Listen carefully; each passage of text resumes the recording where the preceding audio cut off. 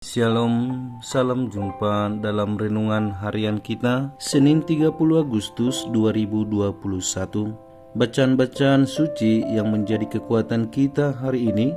Bacaan pertama dari surat Rasul Paulus yang pertama kepada jemaat di Tesalonika, bab 4 ayat 13 sampai 17, dan Injil Lukas bab 4 ayat 16 sampai 30.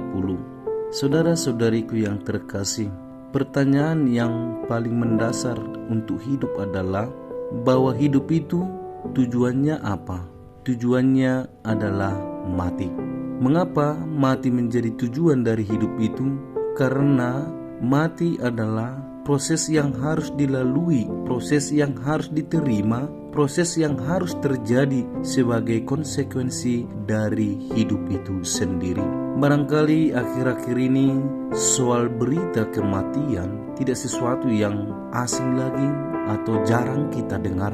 Melalui berita-berita, melalui saudara-saudari di sekitar kita, bahkan dari keluarga kita, mungkin ada yang sudah mendahului kita karena situasi yang ada saat ini. Pantaslah sebagai manusia kita sungguh bersedih, kehilangan, dan bahkan mungkin meratapi. Tetapi marilah kita bangkit kembali karena keyakinan iman kita akan Tuhan kita Yesus Kristus. Rasul Paulus memberikan penegasan hari ini khususnya untuk menanggapi bagaimana kita harus bersikap ketika ada dari antara kita yang harus meninggal ataupun mendahului kita. Dikatakan oleh Rasul Paulus, janganlah kalian berduka cita seperti orang-orang lain yang tidak mempunyai pengharapan. Karena kalau kita percaya bahwa Yesus telah wafat dan bangkit, maka kita percaya juga bahwa semua orang yang telah meninggal dunia dalam Yesus akan dikumpulkan oleh Allah bersama-sama dengan Yesus.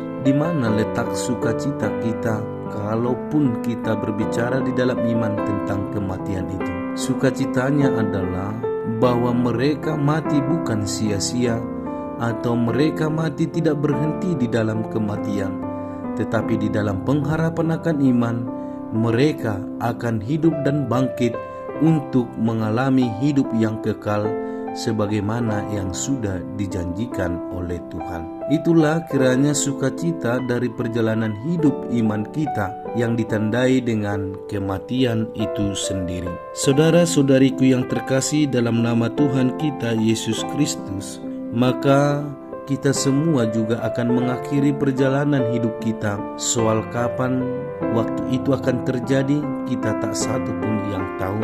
Tetapi marilah kita tetap menggunakan kesempatan yang ada, memperbaiki seluruh perjalanan hidup kita, agar pada akhirnya kita boleh bersama-sama dengan Tuhan di dalam kerajaan-Nya.